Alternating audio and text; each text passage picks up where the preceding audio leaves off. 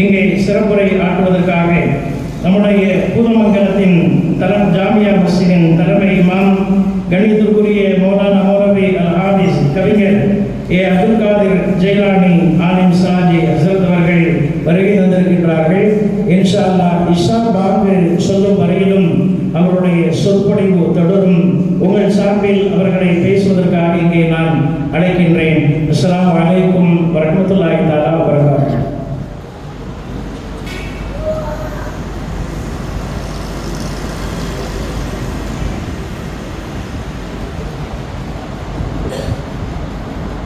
अस्सलामु अलैकुम वरहमतुल्लाहि तआला वबरकातुहु।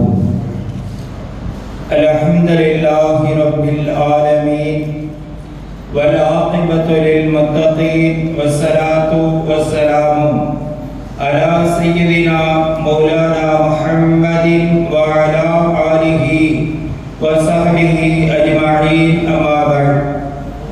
रदीना बिल्लाहि रब्बन व बिल इस्लामी दीनन وبمحمد صلى الله عليه وسلم نبيا ورسولا. قالوا سبحانك لا علم لنا إلا ما علمتنا إنك أنت العليم الحكيم. إن أريد إلا الإصلاح ما استطعت وما توفيقي إلا بالله عليه توكلت وإليه منيب. எவை எது எதனுள் அடக்கமோ அவை அது அனைத்தும் அவனுள் அடக்கம். அந்த அல்லாஹுவின் பெயரால் தொடக்கம்.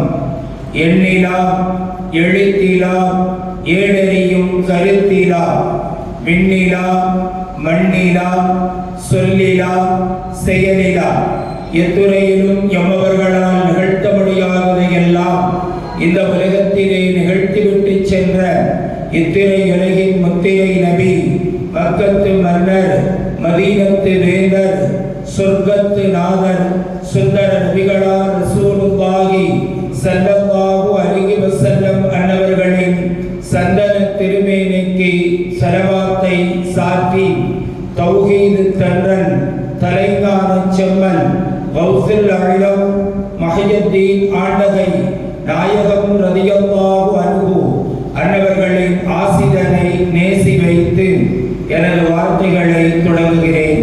அஸ்ஸலாமு அலைக்கும் வரஹ்மத்துல்லாஹி தஆலா வ பரகாத்துஹு. ஏர்வாடி பாதுஷா அவர்களினுடைய நினைவு நிகழ்வாக நடத்தப்படக்கூடிய இந்நிகழ்விற்கு தலைமை பொறுப்பேற்று நடாத்திக் கொண்டிருக்கும் கண்ணியத்திற்குரிய தலைவர் அவர்களே, ஏனைய முன்னிலை வைக்கக்கூடிய முன்னோடிகளே, இந்த நிகழ்வை சிறப்பாக தொகுத்து வழங்கக்கூடிய இப்பள்ளியினுடைய இமாம் சங்கை விருந்திய ஹதரத் அவர்களே, ஏனைய ஆன்றோர்களே, சான்றோர்களே, அறிஞர் பெருமக்களே, சிறார்களே, இளைஞர்களே, நாமெல்லாம் ஒரு சிறப்பான நிகழ்வில் ஒன்று கூடியிருக்கிறோம். அல்ஹம்துலில்லாஹ். அல்லாஹ் ரப்பல் ஆலமீன் அவனுடைய இல்லத்தில் அவனது நேசர்களை பேசவும் கேட்கவும் எப்படி ஒன்று கூட்டினாரோ அதுபோல நாளை மறுமை நாள் ஆகிரத்தில் நம் உயிரிலும் மேலான கண்மணி முஹம்மது ரசூலுல்லாஹி ஸல்லல்லாஹு அலைஹி வஸல்லம் அவர்களோடு சொர்க்கத்தில் ஒன்று கூடியிருக்கக்கூடிய அருள் பாக்கியத்தை நம் அத்துணை பேர்களுக்கும் இறைவன் நசீபாக்கி தந்தருள் புரிவாராக.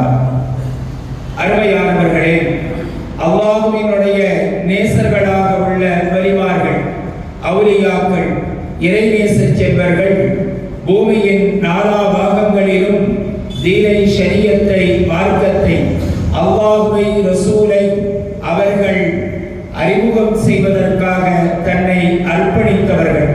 இன்னும் சொல்ல போனால் நாம் வாழ்கின்ற இந்த இந்திய தேசத்தில் மகான்களினுடைய வருகையின் மூலமாகவே இந்த தீனுல் இஸ்லாம் பரவி இருக்கிறது என்பதனை வரலாற்று ரீதியாக விளங்கிக் கொள்ள முடியும். சற்றேறக்குறைய இந்திய தேசத்திற்கும் அரபுகளுக்கும் உண்டான தொடர்பு என்பது 3000 ஆண்டுகளாக இருக்கிறது என்பதாக இந்திய தொல்லியல் வரலாற்று ஆய்வாளர்கள் சொல்லுகின்ற தகவல். ஆனால் சமீப காலங்களில் தான் அரபு நாட்டுக்கும் நம்மவர்களுக்கும் தொடர்பு வந்து இந்த தீனுல் இஸ்லாம் பரவியது, இஸ்லாத்தை ஏற்றுக்கொண்டோம் என்பதாக நினைக்கிறோம். ஆனால் இந்திய தேசத்தில் சஹாபாக்களினுடைய வருகைக்கு முன்பாகவே வலிமார்களான இறைநேச செல்வர்களினுடைய வருகைகள் இம்மண்ணுரையில் இந்த தேசத்தில் இருந்திருக்கிறது என்பது வரலாறு ரீதியான உண்மையாகும். அதனால்தான் இந்தியாவினுடைய நேசம், இந்திய தேசத்தினுடைய நபிமார்கள், வலிமார்கள், தீனினுடைய இந்த சுவாசம் எல்லாம் அவர்களை கொண்டு நமக்கு கிடைத்திருக்கிறது. அல்லாஹ்வின் திருத்தூதர் ஸல்லல்லாஹு அலைஹி வஸல்லம் அவர்கள் இப்படி சொல்வார்கள், இந்திய தேசத்தை நான் தீனினுடைய சுவாசத்தை இந்தியாவினுடைய தென் மூலையில் இருந்து உணர்கிறேன் என்பதாக நாயகம் ஸல்லல்லாஹு அலைஹி வஸல்லம் அவர்கள் சொல்வார்கள். பெருமானாரினுடைய அந்த பொன்வழிக்கு விளக்கம் சொல்லக்கூடிய அறிஞர் பெருமக்கள் முதல் மனிதரான தந்தை ஆதம் அலைஹிஸ்ஸலாத்து வஸ்ஸலாம் அன்னவர்கள் சுவர்லோகத்தில் இருந்து பூமிக்கு வந்த பொழுது இந்தியாவினுடைய தென்மூலை, அதுவும் தமிழகத்தில் ராமேஸ்வர பகுதியில் உள்ள கடல் மார்க்கத்தில் சரந்தபில் என்கின்ற இடத்தில்தான் அல்லாஹ்வின் முதல் படைப்பான முதல் மனிதரான தந்தை ஆதம் அலைஹிஸ்ஸலாத்து வஸ்ஸலாம் அவர்கள் வருகை தந்தார்கள். ஆகையினால் அல்லாஹ்வின் நபி முஹம்மது ரசூலுல்லாஹ் தன் சகோதரர் ஆதம் அலைஹிஸ்ஸலாம் அவர்கள் இந்தியாவிற்கு வருகை தந்து இந்திய தேசத்தில் இருந்து இறையாலயமான திரு கஅபாவை தரிசிக்க வருகை தந்த காரணத்தால் பெருமானார் ஸல்லல்லாஹு அலைஹி வஸல்லம் அவர்கள் இந்தியாவினுடைய தென் மூலையில் இருந்து தீனின் நறுமணத்தை, தீனின் சுவாசத்தை உணர்கிறேன் என்று நபிகள் நாயகம் ஸல்லல்லாஹு அலைஹி வஸல்லம் அவர்கள் கூறியதோடு மட்டுமல்லாமல் தான் வாழும் காலத்திலேயே ஒரு குழுவை இந்திய தேசத்திற்கு தீனை பரப்புவதற்காக ஒரு சஹாபிய குழுவை நபிகளார் ஸல்லல்லாஹு அலைஹி வஸல்லம் அவர்கள் அனுப்பி வைத்தார்கள். இந்திய தேசத்திற்கு அரபு உலகில் இருந்து வந்த அரபை சஹாபாக்கள், அரபு உலகத்தில் இருந்து வந்த அரபை சஹாபாக்கள் இந்தியாவினுடைய கேரள மாநிலம் அந்த கள்ளிக்கோட்டை என்கின்ற காரிக்கட் கோழிக்கூட்டினுடைய அந்த சந்தையில் சங்கை பொருந்திய சஹாபிய பெருமக்கள் வணிக ரீதியாக வந்தபோது சஹாபாக்கள் வருகையை கண்டு இந்திய தேசத்தினுடைய அன்றைய சேர மன்னர், கேரளாவை ஆண்டு கொண்ட சேர மன்னர் வள்ளிய பெருமாள் என்று சொல்லக்கூடிய கிருஷ்ண பெருமாள் என்கின்ற அந்த சேர மன்னர் கேரளாவிற்கு பாதுகாப்பை கொடுக்க முன்வந்து விட்டார். ஏனென்று சொன்னால் சஹாபாக்களின் வருகைக்கு முன்பாகவே அரபு உலகத்தில் இருந்து யூதர்களினுடைய வருகை வணிக ரீதியாக இருந்தது. அவர்கள் வந்த பொழுது இந்தியாவில் உள்ள அந்த கேரள பெண்களை தவறாக வழிநடத்துவதும் வணிக ரீதியாக மோசடி செய்வதும் இதனை காலமாக அந்த கேரளத்து மக்கள் அனுபவித்து வந்த காரணத்தால் சஹாபாக்களும் இந்த அரபியர்களும் இப்படித்தான் இருப்பார்களோ என்கின்ற ஒரு தவறான கண்ணோட்டத்தில் பெண்களை சந்தைக்கு விடாமலும் வீடுகளுக்கு மிகுந்த பாதுகாப்பும் போடப்பட்டிருந்தது. ஆனால் அல்லாஹ்வினுடைய அருள்களை கொண்டு அருமை சஹாபாக்கள் பெருமானார் ஸல்லல்லாஹு அலைஹி வஸல்லம் அவர்களின் சகவாசத்தால் உண்மையை, சத்தியத்தை, நல்லொழுக்கத்தை, தனிமனித கட்டுப்பாட்டை எல்லாம் அவர்கள் கடைபிடித்ததைக் கண்டு கேரள சந்தைக்கு வந்த அந்த மக்கள் வியப்படைகிறார்கள். இதுவரைக்கும் நாம் பார்க்காத, கேள்விப்படாத குண ஒழுக்கங்கள் எல்லாம் இந்த அரபியர்களிடம் காணப்படுகிறது. ஆகையினால் இவர்களை பற்றியான செய்தி சேர பெருமாள், சேர மன்னருக்கு சென்றடைகிறது.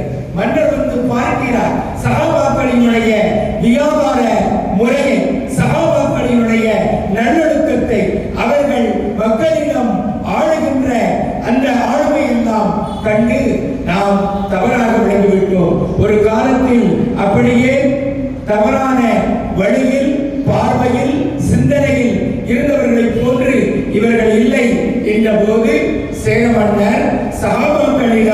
விசாரிக்கிறார். நீங்கள் எப்படி? நாங்கள் அரபியர்களை ஒரு ஸ்டைலில், ஒரு கலாச்சாரத்தில், ஒரு கொள்கையில் நாங்கள் பார்த்திருக்கிறோம். ஆனால் அதற்கு நேர் முரண்பாடாக, எதிர்மறையாக நீங்கள் வாழ்கிறீர்கள். அப்படியானால் என்ன காரணம் என்று கேட்கப்படுது.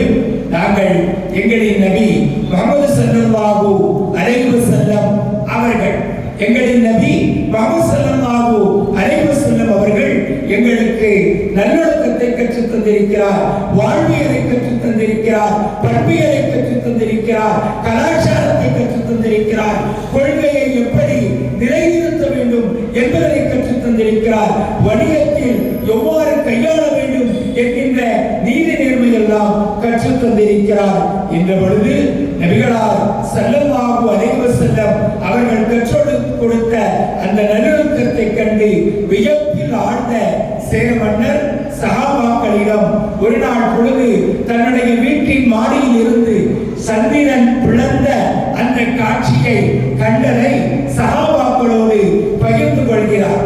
ஆமாம், உண்மைதான். எங்களின் நபி முஹம்மது ஸல்லல்லாஹு அலைஹி வஸல்லம் அவர்கள் மக்காவாசிகளுக்கு தான் நபி என்பதனை நிரூபணம் ஆக்குவதற்காக வேண்டி, தன்னை நபி என்பதனை அத்தாட்சி ஆக்குவதற்காக வேண்டி முகமது நபி அவர்கள் தன் விரல் கொண்டு சந்திரனை விளக்குமாறு கட்டளையிட்டார்கள். அவர்களுக்கு அருளப்பட்ட அருள்மறை குர்ஆன் 27வது ஜுஸுவில் சூரத்துல் கமர், சந்திரன் என்கின்ற பெயரிலேயே ஒரு அத்தியாயம், இக்தரபத்திஸ் ஸாஅத்து வன்ஷக்கல் கமர், கியாமத்து நெருங்கிவிட்டது, சந்திரன் பிளந்து விட்டது என்கின்ற ஆரம்பிக்கக்கூடிய அந்த வசனத்தை ஓதி காட்டி, இது எங்களின் நபி செய்த அதிசயமும் அத்தாட்சியும் ஆகும் என்று சொன்ன பொழுது சஹாபாக்களை பார்த்து வியந்தது மாத்திரம் மட்டுமல்லாமல் தான் கண்ட காட்சியின் யதார்த்தத்தையும் விளங்கியதற்கு பின்னால் முடிவு செய்தார். நீங்கள் பயணத்தை மேற்கொள்கின்ற பொழுது என்னை அழைத்து செல்லுங்கள் என்று.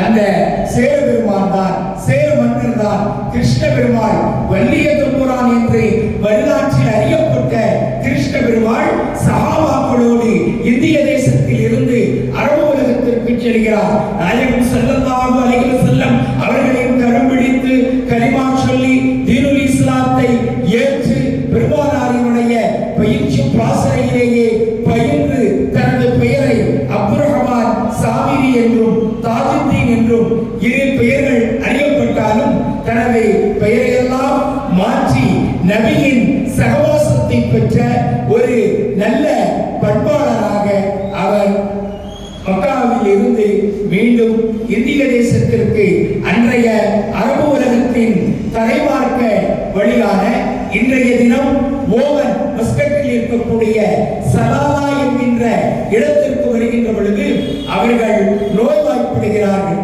நோய்வாய்ப்பட்டதற்கு பின்னால் அல்லாஹ்வினுடைய நாட்டம், இங்கு ஏற்கனவே குழுக்களும் இன்னவர சூழல்களும் இருக்கின்ற பொழுது தன்னுடைய அரசவைக்கு கடிதங்களை எழுதுகிறார்.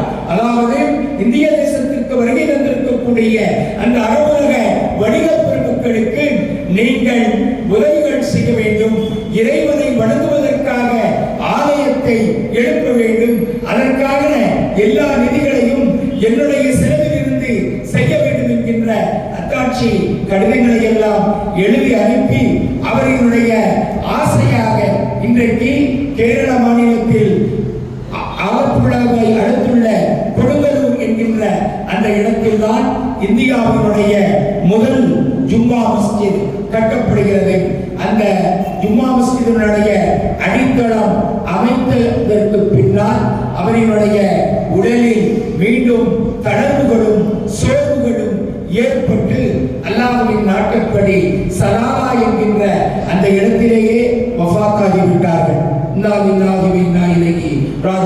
அருமையானவர்களே, சிந்திக்க கடமைப்பட்டிருக்கிறோம்.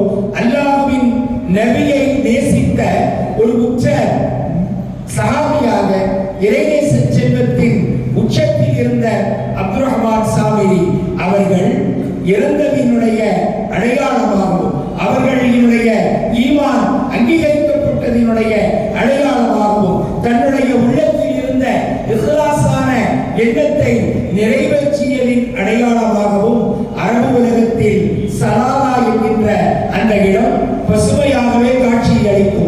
நீங்கள் எத்தனை பேர்கள் போய் பார்த்திருப்பீர்கள் என்பது எனக்கு தெரியவில்லை. தென்னை மரங்களும் வாழை மரங்களும் அந்த சலாலா மாமன்னர் அந்த சேரமன்னரினுடைய மக்பராவை சுற்றி இருக்கும். இன்னும் சொல்ல போனால் அந்த அரபிகளுக்கு எந்த வகையான உணவுகளும் ஏற்றுக்கொள்ளாத அந்த மக்கள் இந்திய கேரள மன்னர் அவர் எந்த மீனை உட்கொள்வாரோ அந்த மீனை அந்த சலாலாவினுடைய மக்கள் விரும்பி சாப்பிடக்கூடிய ஒரு சூழலை அல்லாஹ் ஏற்படுத்தி இருக்கிறார். நமது ஊரில் அந்த மீனை கோழிகளுக்கும் இன்னும் பறவைகளுக்குமான தீவனங்களாக அனுப்பப்படக்கூடிய மத்தி மீன் என்று சொல்லக்கூடிய அந்த சிறிய மீன், அந்த மீனைத்தான் சலாலாவினுடைய அரபிகள் விரும்பி உண்ணுகிறார். அருமையாளர்களே, நாம் சிந்திக்க கடமைப்பட்டிருக்கிறோம். அல்லாஹ்வின் சகவாசத்தை பெற்று நபியின் உச்ச பிரியத்தை பெற்ற அந்த மகான்கள், அந்த மாமேதைகள் இந்த உலகத்தில் எதனை செய்கிறார்களோ அதனின் பிம்பமாக அந்த பகுதியில் வாழக்கூடிய மக்களின் இதயத்தில் அல்லாஹ் அந்த நினைவை, அந்த சிந்தனையை ஏற்படுத்துகிறார். வாழ்க்கையில் எங்கெல்லாமோ நீங்கள் செல்கிறீர்கள், ஒருமுறை சலாலாவுக்கும் சென்று வாருங்கள். அங்கு உள்ள சூழலை பாருங்கள். சேரபெருமானினுடைய அந்த மக்பரா, அந்த இடத்திற்கு உள்ளே போகின்ற பொழுது அரபு நாடை போன்று தெரியாது. கேரளாவிற்கு உள்ளே நுழைந்தால் என்ன சுகத்தை, என்ன இன்பத்தை, என்ன காட்சியை பார்ப்போமோ அவைகளாகத்தான் அது நிகழும் திகழும். அருமையானவர்களே, அவர்களை போன்று அரபு உலகத்தில் எத்தனையோ மகான்கள் இந்த தேசத்திற்கு தீனை, ஷரியத்தை கற்றுக் கொடுப்பதற்காக வருகை தந்திருக்கிறார்கள். அந்த வரலாற்று பின்னணியில், அந்த வரலாற்று வழியில் வந்தவர்கள்தான் ஏர்வாடியில் ஷஹீதாக அடங்கப்பட்டிருக்கும் பாதுஷா நாயகம் ரலியல்லாஹு அன்ஹு அவர்கள். அருமையானவர்களே, வலிமார்கள் என்பவர்கள் ஏதோ சாதாரணமானவர்களாக நாம் நினைக்கிறோம். அது தவறான நிகழ்வுகளாகும். சமீபத்திய ஒரு 20 ஆண்டுகளுக்கு முன்னால் நம்முடைய இஸ்லாமிய இளைஞர்களினுடைய புரியாத தன்மையில் ஏற்பட்ட போராடுதானே தவிர மகான்கள் என்பவர்கள் சாதாரணமானவர்கள் அல்ல. அல்லாஹ்வின் அருளை, நபியின் பிரியத்தை பெற்ற மாபெரும் சீதேவிகள். இந்த உலகத்தில் அல்லாஹ்வால் அனுப்பப்பட்ட எல்லா நபிமார்களும் வலிமார்கள் தான். ஆனால் எல்லா வலிமார்களும் நபிமார்கள் அல்ல. இந்த உலகத்தில் நபியின் சகவாசத்தை பெற்ற எல்லா சஹாபிகளும் வலிமார்கள் தான். ஆனால் எல்லா வலிமார்களும் சஹாபிகள் அல்ல. நபியை, சஹாபியை பின்பற்றி ஷரியத்தை சட்ட வடிவில் தொகுத்த இமாம் பெருமக்கள் அத்துணை பேர்களும் வலிமார்கள் தான். அவர்களின் காலங்களை தொடர்ந்து புத்தகங்களாக, அக்தாபுகளாக, ஔதாதுகளாக, இமாம்களாக, இன்னும் அல்பியாக்களினுடைய பல்வேறுபட்ட படித்தரங்களில் உள்ள அத்துணை பேர்களும் வலிமார்கள் தான். அல்லாஹ் அதனால்தான் அந்த வலிமார்களை உதாசீனப்படுத்தினார். அவர்களை விமர்சனம் செய்தால் அவரினுடைய வாழ்வு நாசமாகும் என்பதனை தாண்டி அல்லாஹ் சொல்வதாக அருமை நாயகம் ஸல்லல்லாஹு அலைஹி வஸல்லம் அவர்கள் சொல்கிறார்கள், மன் ஆதானி வலியன் ஃபகத் ஆதன்துஹு பில் ஹர்ப். அதாவது எனது இறைநேசர்களை, எனது மகான்களை, எனது வலிமார்களை யார் நோவினை செய்வாரோ அவரோடு நிச்சயமாக அல்லாஹ்வாகிய நான் போர் புரிவேன், சமர் புரிவேன் என்று அல்லாஹ் சொன்னதாக அருமை நாயகம் ஸல்லல்லாஹு அலைஹி வஸல்லம் அவர்கள் சொல்கிறார். அருமையானவர்களே, இன்னும் புகாரி ஷரீஃபினுடைய விரிவான ஹதீஸ்களில் பார்க்கலாம். அல்லாஹ்விற்காக ஒரு அடியார் தன்னை அர்ப்பணித்து விட்டார், தன்னை அர்ப்பணம் செய்து விட்டால் அந்த அடியார் எது நினைப்பாரோ அதாக அல்லாஹ் மாறுவார், அல்லாஹ்விற்கு அந்த ஆற்றலை வழங்கி விடுவார் என்பதாக நாயகம் ஸல்லல்லாஹு அலைஹி வஸல்லம் அன்னவர்கள் சொல்லக்கூடிய பிரபலமான நபிமொழி புகாரி ஷரீஃபில் பதிவாகி இருக்கிறது. அவர் பார்த்தால் பார்க்கும் பார்வையாக அவர்தான் பார்ப்பார். அங்கு அல்லாஹ்வினுடைய ஆற்றலும் வலிமையும் அதிகமாக இருக்கும். அவர் எடுக்கும் பொழுங்கும் கரமாகவும் அவர் நடக்கும் காலாகவும் நான் மாறிவிடுவேன் என்று அல்லாஹ் சொல்லுகின்ற செய்தி அருள்மொழி பதிவாகி இருக்கிறது.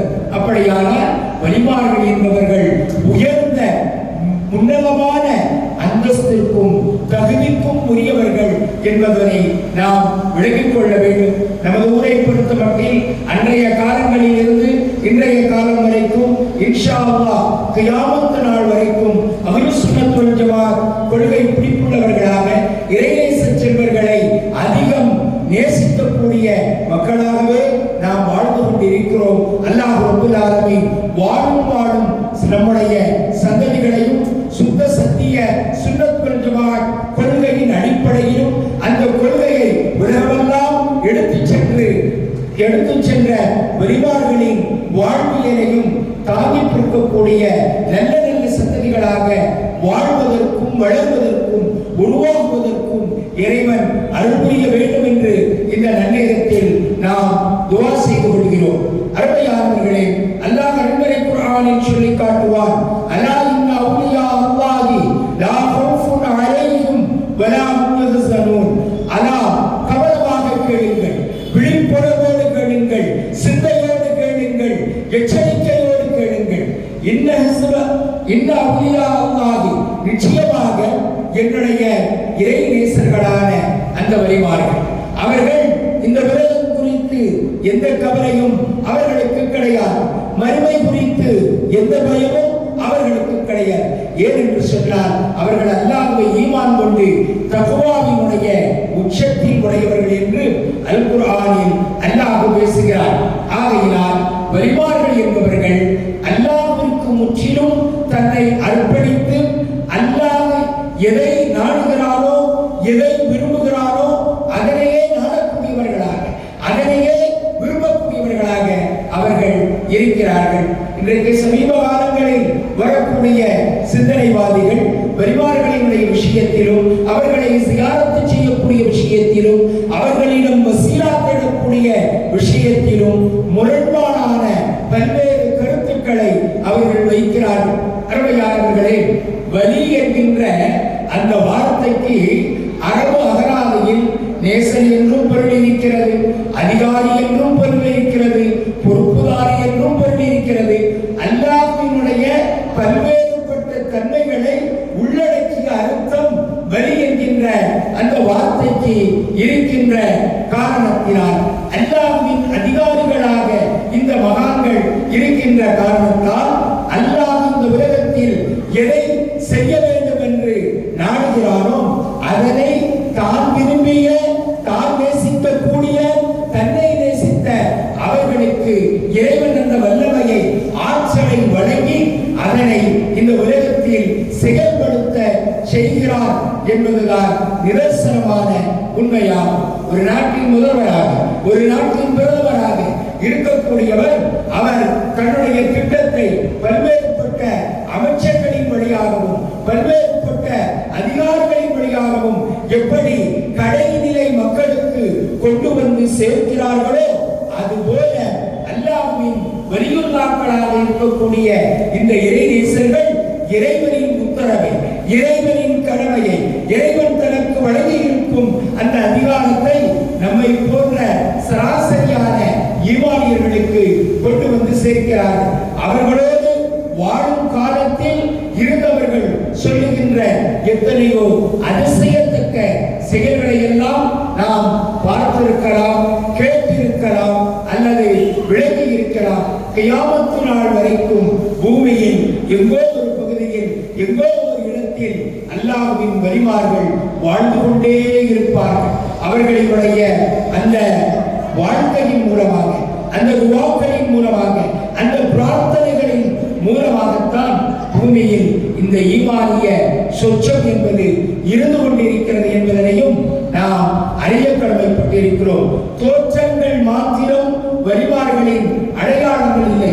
சிலர்கள் நாம் நினைக்கிறோம் வலிமார் என்று சொன்னால் அவர் உலகத்தை புரியாதவராக, ஏதோ ஒரு நாடோடியாக அல்லது காடுகளில் வனாந்தரங்களில் வசிக்கக்கூடியவராக, ஒரு தாடி ஜிப்பா ஒரு சார்பை போட்டுக்கொண்டு இருக்கக்கூடியவராக இருக்க வேண்டும் என்பதாக. அப்படியெல்லாம் இல்லை. அல்லாஹ்வின் தூதர் ஸல்லல்லாஹு அலைஹி வஸல்லம் அவர்கள் வாழும் காலத்தில் ஒரு வலியுல்லாஹ் வாழ்ந்தார். சையதினா உவைசுல் கர்னி ரலியல்லாஹு தஆலா. உவைசுல் கர்னி என்பவர் நபியின் காலத்தில் வாழ்ந்தவர். நபியை நேரடியாக ஈமான் கொண்டோ கரம் பிடித்தோ வாழ்ந்தவர் அல்ல. சஹாபி என்று சொன்னால் நபியின் காலத்தில் வாழ்ந்திருக்க வேண்டும், நபியின் கரம் பிடித்து நேரடியாக கலிமா சொல்லி இருக்க வேண்டும். அவருக்கு பெயர்தான் சஹாபி. ஆனால் உவைசுல் கர்னி ரலியல்லாஹு அன்ஹு நபியின் காலத்தில் வாழ்ந்தவர், நபியை தன்னுடைய புறக்கண்ணால் பார்க்காதவர். நபி ஸல்லல்லாஹு அலைஹி வஸல்லம் அவர்கள் தனது அகக்கண்ணால் உவைசுல் கர்னியை ஆயிரம் தடவை கண்டு ரசித்திருக்கிறார்கள், மகிழ்ந்திருக்கிறார்கள். அதனால்தான் தன்னுடைய அந்திம காலத்தில், கடைசி காலத்தில் நபி அவர்கள் சொன்னார்கள், அருமையான தோழர்களே, உங்களில் யாருக்காவது எவன் தேசத்திற்கு செல்லக்கூடிய பாக்கியம் இருந்தால் கர்னி என்கின்ற ஊரில் உவைஸ் என்று ஒருவர் வருகிறார், வாழ்கிறார். அவருக்காக என்னுடைய சலாமை கூற வேண்டும், என்னுடைய மேலாடையான இந்த சால்வையை, போர்வையை அவருக்கு போர்த்த வேண்டும் என்று நபி அவர்கள் தன்னுடைய கடைசி காலத்தில் வசியத்தை செய்திருந்தார். நபி ஸல்லல்லாஹு அலைஹி வஸல்லம் அவர்களின் வஃபாத்திற்கு பின்னர், சய்யிதுனா சித்தீக் ரலியல்லாஹு அன்ஹு அவர்களின் வஃபாத்திற்கு பின்னர், சய்யிதுனா உமர் இப்னு கத்தாப் ரலியல்லாஹு அன்ஹு அவர்களினுடைய ஆட்சி காலத்தில் உமர் ரலியல்லாஹு அவர்கள் கஅபாவில் அறிவிப்பு செய்கிறார்கள், பிரகடனப்படுத்துகிறார்கள். யமன்வாசிகளே, கர்னி என்கின்ற ஊரில் இருந்து உவைஸ் என்று யாராவது வருகை வந்திருக்கிறாரா என்று கேட்ட பொழுது அந்த ஊர்வாசி ஒரு சிலர்கள் உமர் ரலியல்லாஹு அன்ஹு அவர்களிடம் வருகை வந்தார்கள். வருகை வந்தவர்கள் கேட்டார்கள், கலீஃபா அவர்களே, ஜனாதிபதி அவர்களே, நீங்கள் கேட்கக்கூடிய அளவிற்கு அவர் பெரும் புள்ளி அல்ல, வெறும் புள்ளி. சாதாரண சில ஆடுகளை வைத்து கொண்டு வாழக்கூடியவர், உள்ளூரிலேயே அவர் பிரபலியம் இல்லாதவர். அவரையே நீங்கள் விசாரிக்கிறீர்கள் என்ற பொழுது உமர் ரலியல்லாஹு அவர்கள் நடந்த நிகழ்வை சொல்லி, எங்களை அழைத்து செல்லுங்கள், அவரை நாங்கள் நேரடியாக காண வேண்டும் என்று உமர் ரலியல்லாஹு அவர்களும் சய்யிதுனா அலி ரலியல்லாஹு அவர்களும் இரண்டு பேர்களும் எவருக்கு சென்றார்கள்? கர்னி என்கின்ற ஊருக்கு சென்றார்கள். உவைஸ் நாயகத்தை பார்க்கின்ற பொழுது அவர்கள் சஜிதாவில் இருந்து கொண்டார்கள். தொழுகை முடித்ததற்கு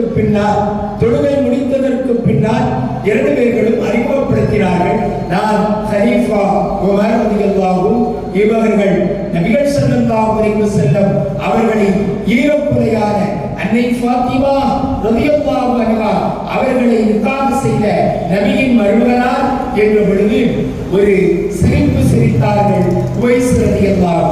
உமர் ரலியல்லாஹு அவர்களுக்கு அது ரோஷத்தை ஏற்படுத்தியது. உண்மையைத்தானே சொன்னோம், நாம் தற்போதைய கலீஃபா, இவர்கள் நபியின் மருமகனார் அலி ரலியல்லாஹு. ஆனால் இந்த சிரிப்பு என்ன காரணம் என்பதனை விளக்க வேண்டும் என்று நாங்கள் உண்மையைத்தான் சொன்னோம். ஏன் சிரிக்கிறீர் என்ற பொழுது சொன்னார்கள், உவைஸ் நாயகம் உகது போர்க்களத்தில் உத்தம தூதர் ஸல்லல்லாஹு அலைஹி வஸல்லம் அவர்களின் முபாரக்கான பல் ஷஹீதாக்கப்பட்டது. உகது போர்க்களத்தில் நபிகளார் ஸல்லல்லாஹு அலைஹி வஸல்லம் அவர்களின் பல்லுடைந்தது என்ற செய்தி மாத்திரம்தான் எனக்கு தெரியும். என்னுடைய ஒரு பல்லை உடைத்தேன், நபிக்கு இல்லாத பல் நமக்கு ஏன் என்று. ஆனால் எந்த பல் என்று தெரியாத காரணத்தால் எனது எல்லா பற்களையும் உடைத்து விட்டேன்.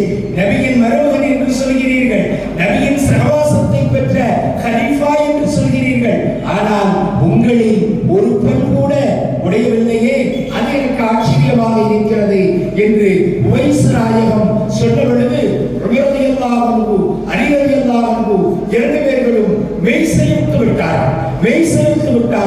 தான் வாழும் காலத்தில் நேரடியாக பார்க்காத நபிகளார் ஸல்லல்லாஹு அலைஹி வஸல்லம் தன்னுடைய அகக்கண்ணால் ஆயிரம் தடவை கண்டு அகமகிழ்ந்த பூமான் ஸல்லல்லாஹு அலைஹி வஸல்லம் அதனால்தான் இப்படி வசியத்தை செய்தார்களோ, தன்னை உயிருக்கு உயிராய் காதலிக்கக்கூடிய இந்த இறைநேய காதலின் காரணமாகத்தான் நபி அவர்கள் போர்வையை போர்த்தச் சொன்னார்களோ என்பதை உணர்ந்து நபிகளார் ஸல்லல்லாஹு அலைஹி வஸல்லம் உங்களுக்கு சலாம் சொன்னார்கள், இந்த போர்வையை உங்களுக்கு போர்த்தச் சொன்னார்கள். இந்த உம்மத்திற்காக, சமுதாயத்திற்காக துஆ சிந்திக்க வேண்டும் தோழர்களே. வலிமார்களிடம் துஆ கேட்பது முரண்பாடானது, இஸ்லாத்திற்கு மாற்றமானது, ஷரியத்திற்கு தகாதது என்று சொல்லக்கூடிய சகோதரர்கள் சிந்திக்க வேண்டும். நபி அவர்கள் தான் வாழும் காலத்தில் வசியத்து செய்தார்கள், உங்களில் யாருக்காவது உவைஸை பார்க்கக்கூடிய பாக்கியம் கிடைத்தால் எனது சலாமை கூறுங்கள், எனது மேலாடையை போர்த்துங்கள், இந்த உம்மத்திற்காக அவரை துஆ செய்ய சொல்லுங்கள். ஏன் நபி கேட்ட துஆ போதாதா? நபியின் துஆவை அல்லாஹ் அங்கீகரிக்க மாட்டானா? நபியின் மூலமாக இந்த உம்மத்திற்கு எல்லா விதமான பாக்கியங்களும் கிடைக்காதா? ஏன் நபி அவர்கள் உவைஸை துஆ செய்ய சொல்ல வேண்டும்? சிந்திக்க வேண்டும் தோழர்களே. அல்லாஹ் இந்த உலகத்தில் சில அடியார், சில இறைநேசர்கள், அவர்களுடைய சகவாசம் இறைவனிடத்தில் நபியை விடவும் மேலானதாக இருக்கும். நபி என்பது உயர்ந்த அந்தஸ்து தான். நபியின் அந்தஸ்திற்கு எந்த வழியும் வர முடியாது என்பது அடிப்படையான சட்டம். இருந்தாலும் சில அதிசயங்களில், சில முஜிசாத்துகளில், சில அல்லாஹ்வின் அருட்கொடைகளில் வலிமார்களினுடைய ஆற்றல் நபிமார்களின் ஆற்றலை மிஞ்சும். ஆனால் நாம் விளங்க வேண்டும், வலியுல்லாஹ்விற்கு கொடுக்கக்கூடிய ஆற்றலும் அல்லாஹ்தான், நபிமார்களுக்கு கொடுக்கக்கூடிய ஆற்றலும் அல்லாஹ்தான். அல்லாஹ்விற்கு முடியாதது இந்த உலகத்தில் என்ன இருக்கிறது? ஆகையினால் சில வேளைகளில் வலிமார்களினுடைய ஆற்றல் நபிமார்களின் ஆற்றலை விட அலாதியானதாகும். இதனை உங்களுக்கு புரியும்படியாக சொல்வதாக இருந்தால், ஒரு பள்ளிக்கூடத்தில் தலைமை ஆசிரியருக்கு கீழே வேலை பார்த்திருக்கக்கூடிய கணித ஆசிரியருக்கு மாணவர்கள் பயப்படுவார்கள், கட்டுப்படுவார்கள். மேக்ஸ் வாத்தியாரை கண்டாலே மாணவர்கள் வகுப்பறைக்கு சென்று ஓடிவிடுவார்கள். ஏனென்று சொன்னால் கணித வாத்தியார் மாணவர்களிடம் மிகுந்த கண்டிப்போடு இருப்பார். ஆனால் மாணவர்கள் தனக்கு பயப்படுகிறார்கள் என்பதற்காக வேண்டி கணித வாத்தியார் ஒரு நாளும் தலைமை ஆசிரியராக மாற முடியாது. தலைமை ஆசிரியரின் ஊதியத்தை அரசாங்கம் கணித வாத்தியாருக்கு கொடுக்காது.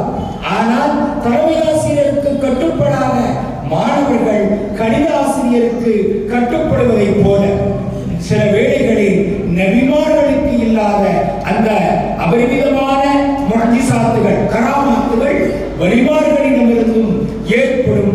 வலிமார்களிடமிருந்து ஆற்றல் ஏற்பட்டு விட்டது என்பதற்காக அவர் ஒரு காலமும் நபியாக முடியாது என்பதுதான் நிதர்சனமான உண்மையாகும். அல்லாஹ்வின் அருளை பெற்ற, இறை நேசத்தை பெற்ற, நெருக்கத்தை பெற்ற மகான்கள் பூமியின் நாலா பாகங்களிலும் வாழ்கிறார்கள்.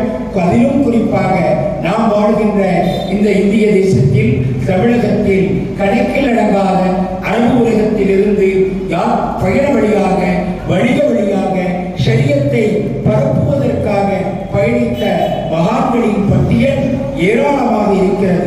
ஏர்வாடி இப்ராஹிம் பாதுஷா அவர்களை தொடர்ந்து கமுதியில் வாழக்கூடிய முசாஃபிர் வலியுல்லா அவர்களெல்லாம் மதீனா நகரத்தில் இருந்து இந்த தமிழகத்திற்கு, இந்திய தேசத்திற்கு வருகை தந்தவர்கள். இந்தியாவிலே அஜ்மீரிலே வாழக்கூடிய மகான் ஹாஜா முஹினுத்தீன் சிஸ்தி ரலியல்லாஹு அன்ஹு நபியினுடைய உத்தரவின் பெயரிலேயே இந்திய தேசத்திற்கு வந்தவர்கள். இப்படி தமிழகத்திலும் இந்தியாவிலும் அரபு உலகில் இருந்து வருகை தந்த வலிமார்கள் ஏராளம் ஏராளம். அவர்களெல்லாம் அல்லாஹ்வினுடைய கட்டளையின் பெயரிலும் நபியின் உத்தரவின் பெயரிலும் இந்த தீனை பரப்புவதற்காக, தன்னை தியாகம் செய்வதற்காக வருகை தந்தவர்கள் மகான்களாகிய இந்த வலிமார்கள். வலிமார்களுக்கும் நமக்கும் பார்வையிலும் எல்லா விஷயத்திலும் ஏற்றத்தாழ்வு இருக்கிறது, வேறுபாடு இருக்கிறது. நாம் மரத்தை பார்ப்போம், மகான்கள் மரத்தின் ஆயுளை பார்ப்பார்கள்.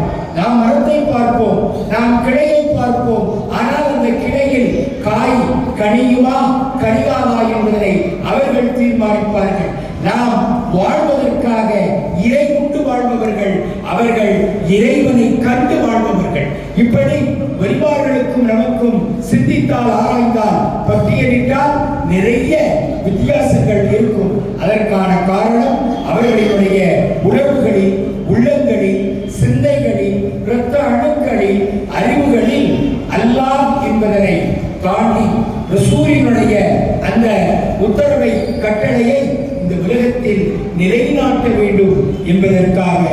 வருகை தந்தவர்கள் வலிமார்கள் வாழ்ந்து கொண்டிருக்கிறார்கள், வாழ்ந்தும் மறைந்தும் அவர்கள் வாழ்கிறார்கள் என்பதற்கான எத்தனையோ அத்தாட்சிகளை நம்மால் சொல்ல முடியும். ஈராக்கினுடைய தலைநகரான பகதாதில் எத்தனையோ மகான்களினுடைய மன்னரைகள், கபறுகள், மகபராக்கள் இருக்கிறது.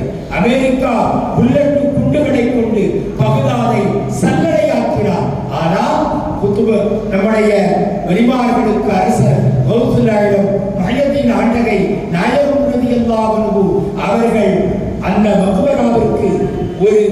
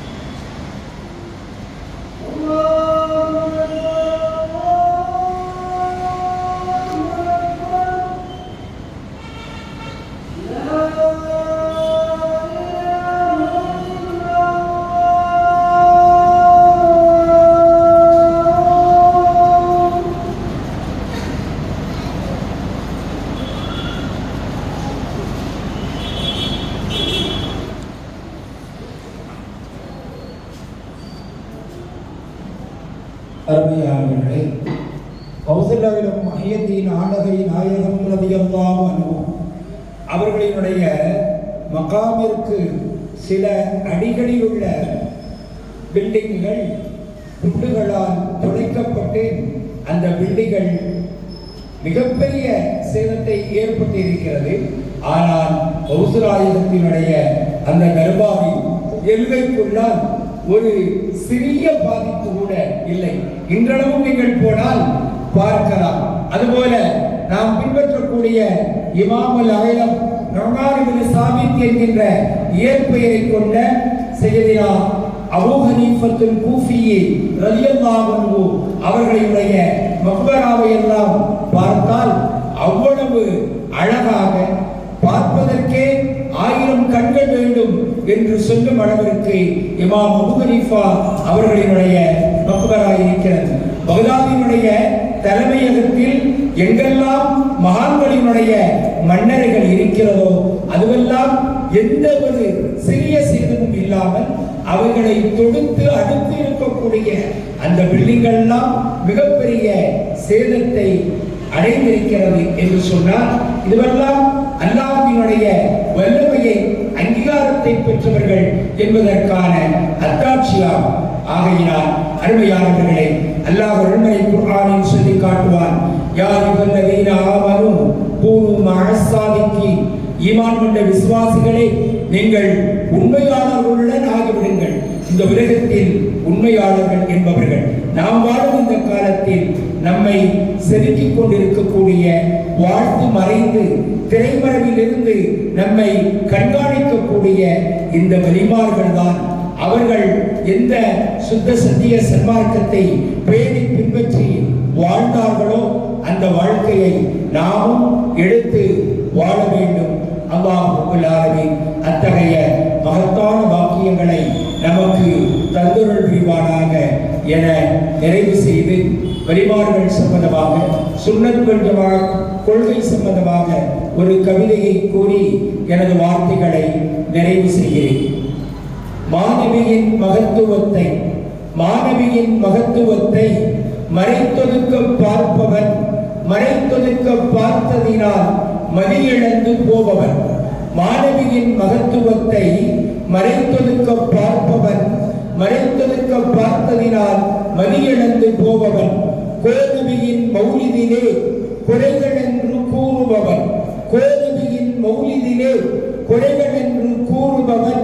குறைகள் என்று கூறியதால் குக்களாகி போபவன். கூட்டாக ஓதும் துஆ, கூட்டாக ஓதும் துஆ கூடாதென்று இயம்புபவன், கூடாதென்று இயம்பியதால் கூறுகட்டு திரிபவன். சாற்றும் மதுகபு எதனையுமே, சாற்றும் மதுகபு எதனையுமே சாராமல் இருப்பவன், சாராமல் இருப்பதினால் சறுக்கி தவறில் வீழ்பவன். ஏற்றமிகு தராவீகை 8 ரக்காயத் என்பவன், 8 ரக்காயத் என்பதினால் இபாதத்தை குறைப்பவன். இறந்தோர்க்கு நன்மையூட்டும், இறந்தோர்க்கு நன்மையூட்டும் இறை அஞ்சுதலை மறுப்பவன், இறை அஞ்சுதலை மறுத்ததினால் ஹிதாயத்தை மறப்பவன். வலிமாறும் பெருமையினை, வலிமாறும் பெருமையினை வக்கடையாய் பேசுபவன், வக்கடையாய் பேசியதால் வக்கிழந்து ஒழிபவன். கோலத்தின் தமிழ்நாட்டில் குழப்பவாதிகளை திருத்தி தூய சுன்னத் வல் ஜமாஅத் கொள்கையின்படி வாழ்வதற்கு எல்லாம் வல்ல அல்லாஹ் நமக்கும், நம்முடைய சந்ததிகளுக்கும், நமது குடும்பங்களுக்கும், நமது மக்களுக்கும், நம் சமுதாயத்திற்கும் நல்லருள் புரிவானாக. அல்லாஹ் ரப்பல் ஆலமீன் நம் அனைவர்களையும் நன்மையின் பக்கம் சேர்த்து வைப்பானாக. நல்லடியார் குழுவோடு சேர்த்து வைப்பானாக. உண்மையின் உறவினை உயர வைப்பானாக. உள்ளத்தில் ஈமானை ஒளிர வைப்பானாக. கண்ணான அவன்காவல் தந்து வைப்பானாக. கரைமறையின் நயத்திலேயே வாழச் செய்வானாக. அல்லாஹ் ரப்பல் ஆலமீன் நம் அனைவர்களின் அனைத்து விதமான ஹலாலான ஹாஜத்துகளை, நியத்துகளை, நாட்டங்களை நிறைவேற்றி தந்தருள் புரிவானாக. நம் அத்துணை பேருக்கும் ஆரோக்கியத்துடன் கூடிய ஆயுளை நீட்டி தந்தருள் புரிவானாக. நம்மோடு வாழ்ந்து கொண்டிருக்கக்கூடிய தாய் தந்தையர்களின் ஆயுட்களில் அல்லாஹ் பரக்கத்து செய்வானாக. நம்மை விட்டு பிரிந்துவிட்ட தாய் தந்தையர்களின் கபரை, மன்னரையை அல்லாஹ் ரப்பல் ஆலமீன் வெளிச்சமாக்கி விசாலமாக்கி உயர்ந்த சுருக்கத்தை வழங்கி அருள் புரிவானாக. ஈமானோடு வாழச் செய்வானாக. ஈமானிலே நிலைத்திருக்க செய்வானாக. ஈமானோடு வர்ணிக்கும் நல்வாக்கியத்தை நம் அனைவர்களுக்கும் இறைவன் வழங்கி அருள் புரிவானாக. பூமி பந்தில் ஏதெல்லா பாகங்களிலும் லா இலாஹ இல்லல்லாஹ் முஹம்மது ரசூலுல்லாஹ் என்கின்ற கரிமாவை ஏற்று வாழுகின்ற எல்லா ஈமானிய சொந்தங்களுக்கும், இஸ்லாமிய உறவுகளுக்கும் அல்லாஹ் ரப்பல் ஆலமீன் மகிழ்ச்சியையும், சந்தோஷத்தையும், பாதுகாப்பையும், நிம்மதியான வாழ்க்கையையும், நிறைவையும் தந்தருள் புரிவானாக என்று இந்நன்னேரத்தில் துவா செய்து வாய்ப்புக்கு நன்றி கூறி பெறுகிறேன் விடை, தருகிறேன் சலாம். வாஹிரு தஅவாஹும் அனில் ஹம்துலில்லாஹி ரப்பில் ஆலமீன். அஸ்ஸலாமு அலைக்கும் வ ரஹ்மத்துல்லாஹி தஆலா வ பரகாத்துஹு. சிறப்பான முறையில் கண்ணியத்துக்குரிய சிறப்புகளுக்கு ஜஸாக்கல்லாஹு ஹைரன் கஸீரா. இன்ஷா அல்லாஹ் இஷா தொழுகைக்கு பின்பு நூல் வெளியீட்டு விழா நடைபெறும். வேறொரு ஆன்மீக நிகழ்ச்சி இன்றைய தினம் நடந்து கொண்டிருப்பதினாலும், இஷாவுக்கு பின்பு நிகாஹ் மஜ்லிஸ் இருப்பதினாலும் குறித்த நேரத்தில் இன்ஷா அல்லாஹ் விழா முடிந்துவிடும். இஷா தொழுகை வழமை போல 8:25 நடைபெறும். எல்லா நிகழ்ச்சியிலும் கலந்து கொண்டு அல்லாஹ்வின் அருளை பெறுமாறு கேட்டுக்கொள்கிறோம். அஸ்ஸலாமு அலைக்கும் بعد الله تعالى